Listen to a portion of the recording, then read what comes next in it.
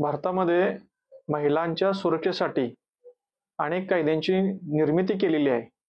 परंतु या कायद्यातून दोषसिद्धीचे प्रमाण हे अत्यल्प आहे.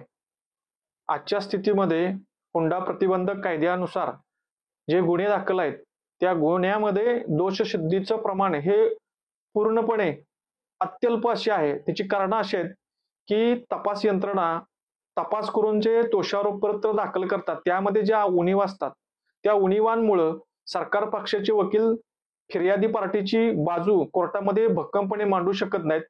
त्यामुळे सुद्धा दोषसिद्धीचे प्रमाण हे अत्यल्प आहे.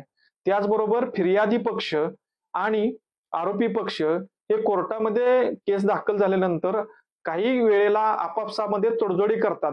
त्यामुळे ही हुंडा प्रतिबंधक कायद्याप्रमाणे आणि महिलांचा छळवादाप्रमाणे जे गुन्हे दाखल आहेत, त्यामध्ये सुद्धा दोषसिद्धी होत नाही. त्यामध्ये आरोपी निर्दोष सुटतात. अलीकडच्या काळामध्ये अशा केसेसमध्ये शिक्षा झालेलं प्रमाण हे खूप खूप कमी असल्या कारणानं त्याचा समाजामध्ये परिणाम होताना दिसत नाहीत.